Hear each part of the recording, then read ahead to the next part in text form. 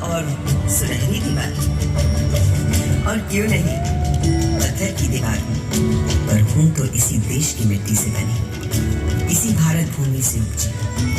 यही तो मेरी मातृभूमि है। और आज जब पूरा भारत एक सुनहरे कल और अमृतकाल की तरफ बढ़ रहा है, तो मैं कैसे पीछे छूट सकती हूँ? आप सोच रहे होंगे एक दीवार बोल कैसे सकती है? दीवारों के तो कान होते हैं बस। और सच ये है कि आज मेरे देश के हर उस शख्स को आवाज मिली है जो अब तक सिर्फ सुनने को मजबूर थे, मेरी जैसी गूंगी दीवार को भी।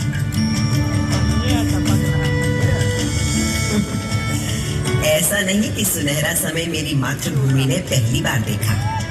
मेरा भारत तो हमेशा से सोने की चिड़िया कहलाता था और एक के बाद एक कई स्वर्णिम काल देखता रहा है। अब मेरी जन्म कुंडली ही देख लीजिए।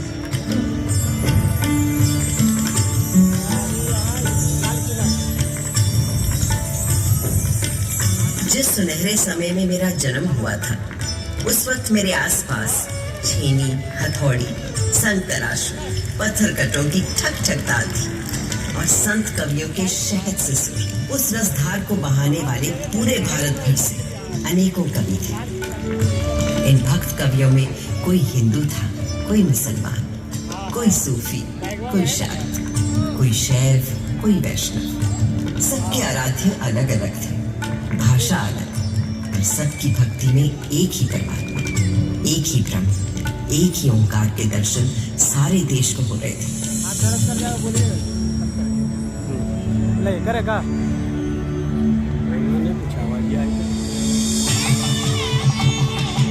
यही तो दिखता है हमारे देश के त्योहारों में, जब एक ही दिन, एक ही मुहूर्त, जैसे मकर संक्रांति पर खिलाते हैं अलग अलग उत्सव रंग।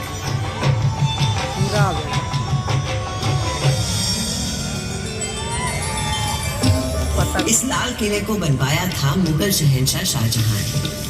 बलुए पत्थरों से मुझे गढ़ा गया था और इस मजबूती से कि 400 साल बाद आज भी मुझे हिलाना नामुमकिन है।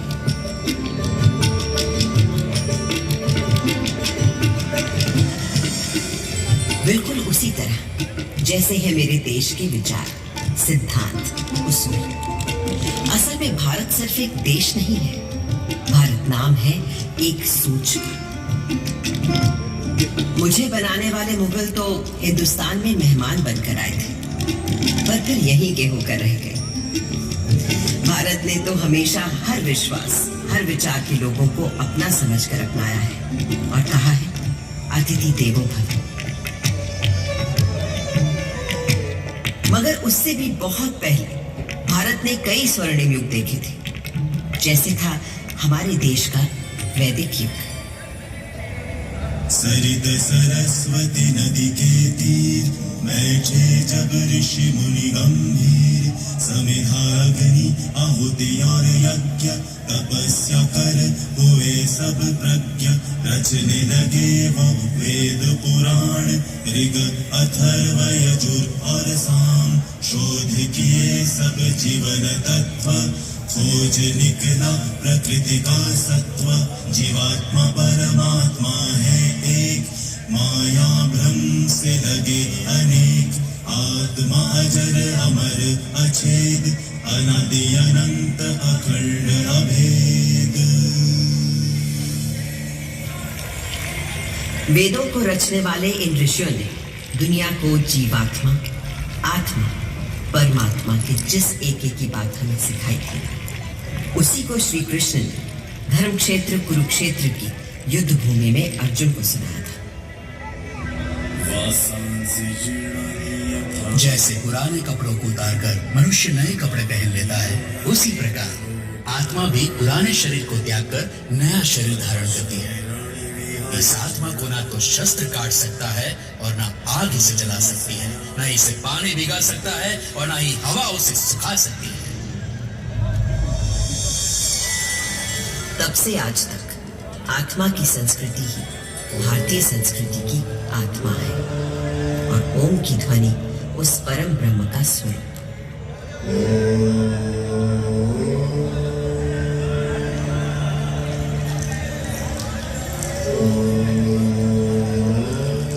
आज सरस्वती भले ही आंखों से ओझल हो गई हो, पर नासा के सर्वेक्षण बताते हैं कि सरस्वती अभी तक जीवित है और अब धरती के भीतर भीतर बहती है।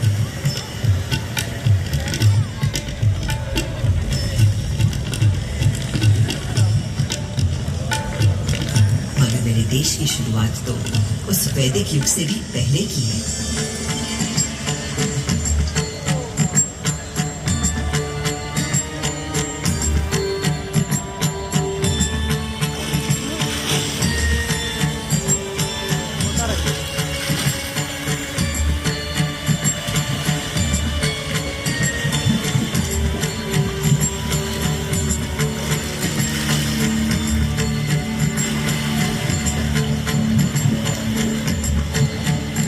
सिंधु के किनारे एक ऐसी सभ्यता उभरी, निखरी, संवरी जो संसार ने कभी भी कहीं भी नहीं देखी थी। उस वक्त के हमारे शहर थे स्मार्ट इंटेलिजेंट सिटीज।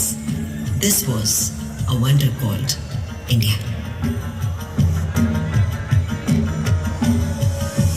5000 साल पहले जो बुनियाद सिंधु सरस्वती सभ्यता के समय डाली गई थी, वो आज भी हमारे भारत का आधार है। संस्कृति का ऐसा अखंड अटूट सिलसिला आपको संसार में कहीं भी नहीं मिलता। हमारा देश नए को अपनाते हुए भी कभी पुराने को नहीं भुलाता। इसीलिए तो कल का भारत आज भी जीवित है और कल भी रहेगा।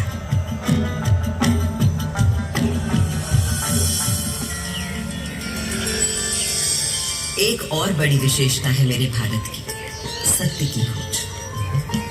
भारत नाम का अर्थ ही है भाव, यानी प्रकाश, और उसकी खोज में लगा हुआ व्यक्ति। प्रकाश यानी सत्य की खोज में केवल योगी, मुनि, ऋषि ही नहीं, सुख सुविधा में पले बढ़े राजा राजकुमार भी किसी से कम नहीं रहे।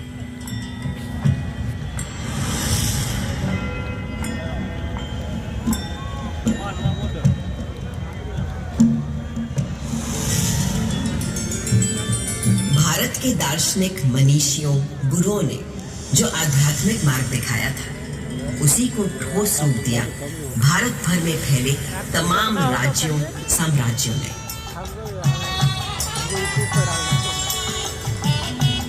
दूसरी तरफ थे हमारे अभूतपूर्व वैज्ञानिक, गणितज्ञ, खगोल शास्त्री और वैद्य। हजारों बरस पहले पृथ्वी की परिधि की सही नाप, मंगल और चंद्र तक का फासला और धरती से सूर्य की बराबर दूरी, सब बिना किसी दूरबीन या उपग्रह का सहारा लिए, केवल अपनी गणित, बीजगणित, ज्यामिति और खगोल ज्ञान से।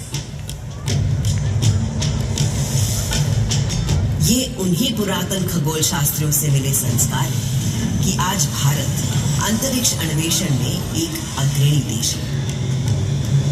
सहस्त्राब्दियों पहले कणादि आदि गुरु थे अणु को पहचानने वाले। फिर क्या आश्चर्य कि नई दुनिया में अणु शक्ति को साधने वाले देशों में हम हमेशा आगे रहे। योग में तन से मन और मन से आध्यात्म के योग के सूत्र ढूंढ निकाल रहे थे पतंजलि जैसे ऋषि। और आज 21 जून पूरा विश्व योग दिवस मनाता है। वहीं विद्वान वैद्य मानव शरीर के छुपे हुए राज और हर बीमारी का इलाज खोज रहे थे। सर्जरी की भी शुरुआत इन वैद्यों ने कर डाली थी और कटे अंगों को जोड़ने के लिए प्लास्टिक सर्जरी की।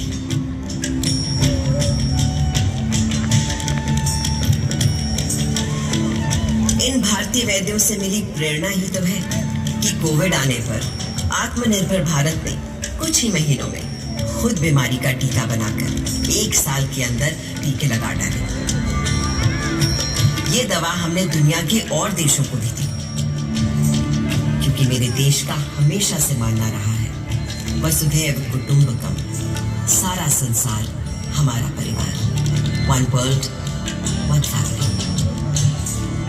तभी से भारत सोने की चिड़िया कहलाता था और यहाँ का बेहतरीन, बेशकीमती, बेमिसाल माल और हिंदुस्तानी हुनर कारीगरी के नमूने दुनिया भर में जाते और लोगों को रिझाते थे। संसार को तमाम सामान ही नहीं, षट दर्शन और 4 धर्म देने वाले भारत पर कई लोगों की बुरी नजर लगी हुई थी।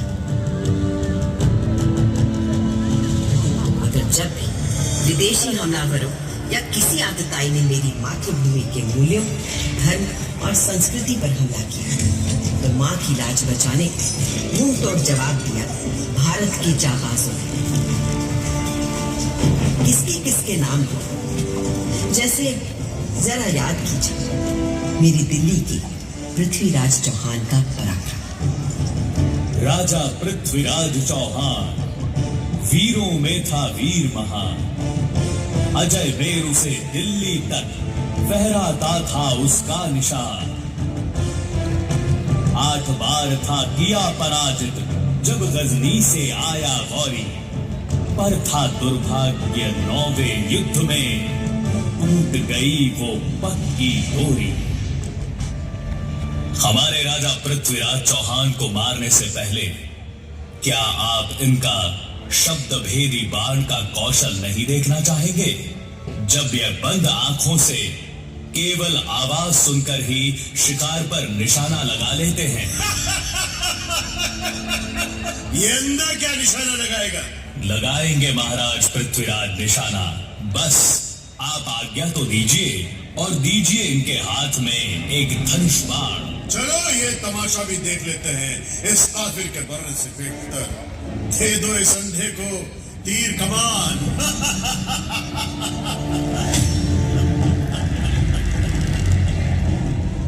4 बांस 24 गज अंगुल अष्ट प्रमाण, दाऊ पर सुल्तान है मत चूक्यो चौहान।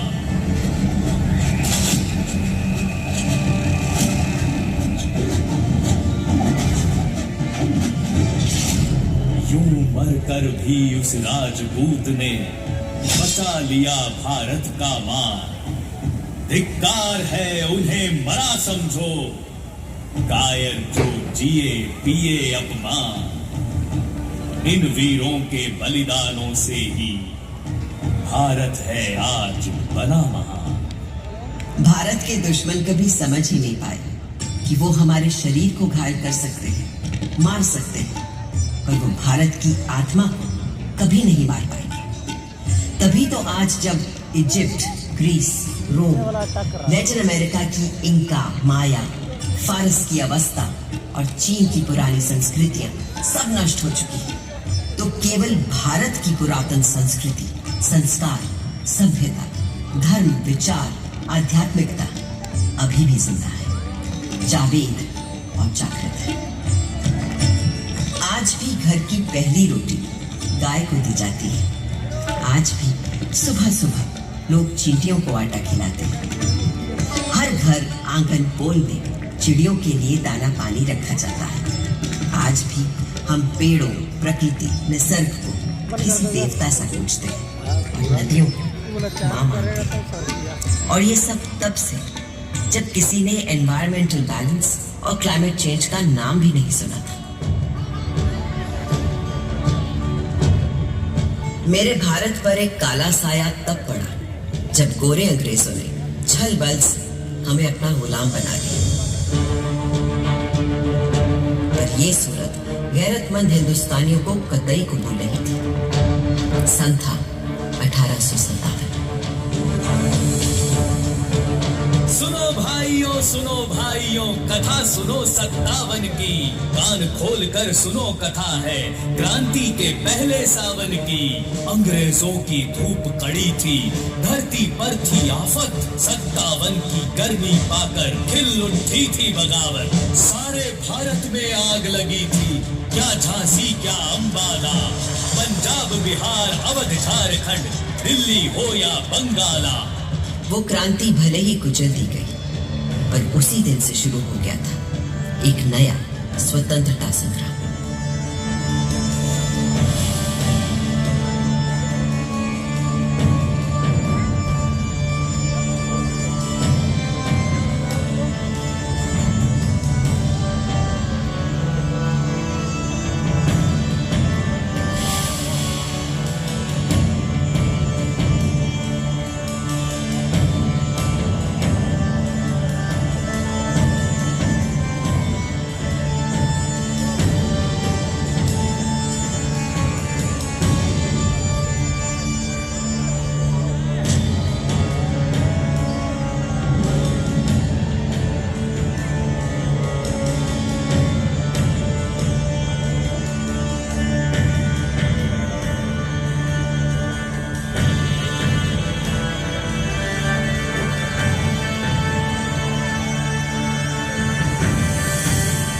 90 साल लंबी जंग आजादी के बाद जब मेरे भारत ने 15 अगस्त 1947 स्वतंत्रता पाई, तो उस दिन सदियों की गुलामी के बाद मेरे लाडके पर भी आजाद भारत का परचम लहराया गया था। उस दिन से आज तक देश के 14 प्रधानमंत्री हर वर्ष स्वतंत्रता दिवस को यहाँ आते हैं, और जब देश का गौरवशाली तिरंगा फहराते हैं तो मैं गर्व से और तन जाती हूँ।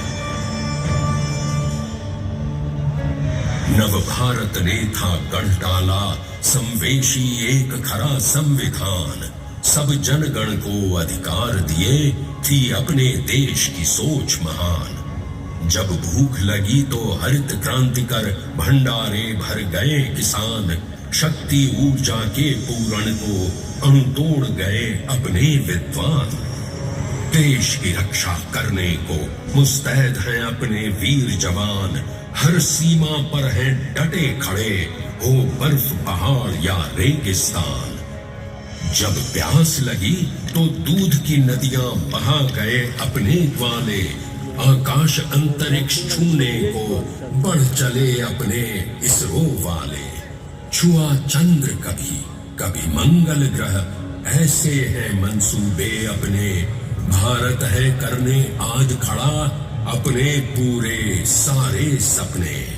इस हिंदुस्तान की छिपी शक्ति अब ये दुनिया पहचानेगी, और विश्व गुरु इस भारत को सारी ही दुनिया मानेगी।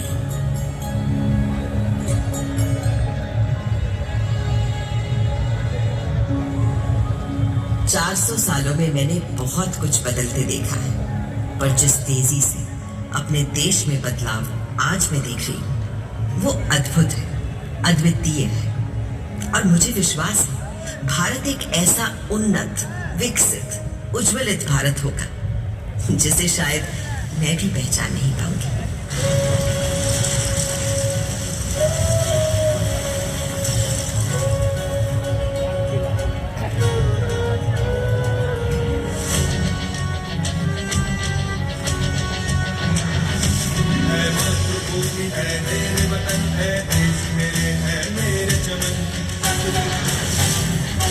बस एक दुआ, एक ही मिन्नत, बस एक चाह,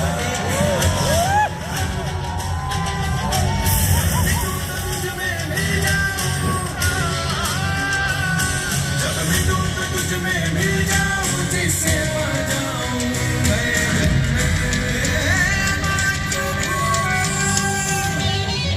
मातृभूमि है मेरे वतन, है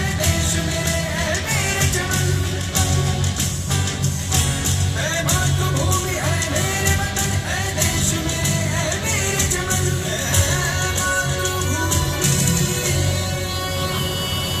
जब पुनर्जन्म हो फिर मेरा, फिर तेरी कोख से मैं जन्म हूँ,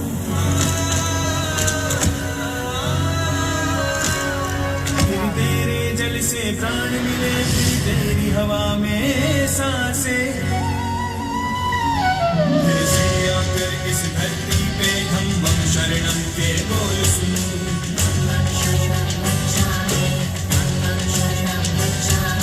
शांति अहिंसा और सत्य के शुभ रास्ते पर ही मैं चलूं।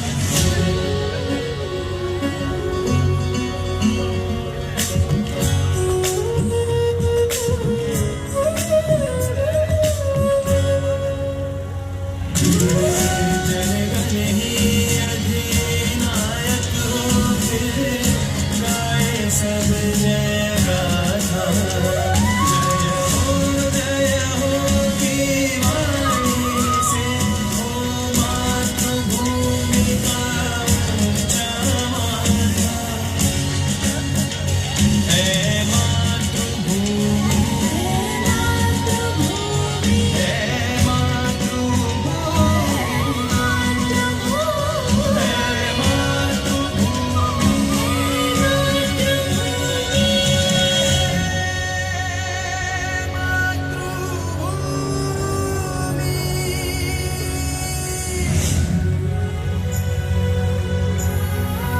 दोस्तों, भारत की स्वतंत्रता के 75 साल बाद और आजादी के अमृत महोत्सव के साथ ये तय है कि आने वाला समय भारत का है और 21वीं सदी भारत की सदी होगी।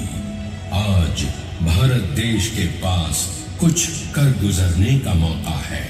आज हम सबके पास अपने हुनर, हौसले, हिम्मत को सामने लाने का मौका है। आज सिर्फ अपने देश की ही नहीं, पूरी मानवता की सेवा करने का हम सब भारतवासियों के पास मौका है।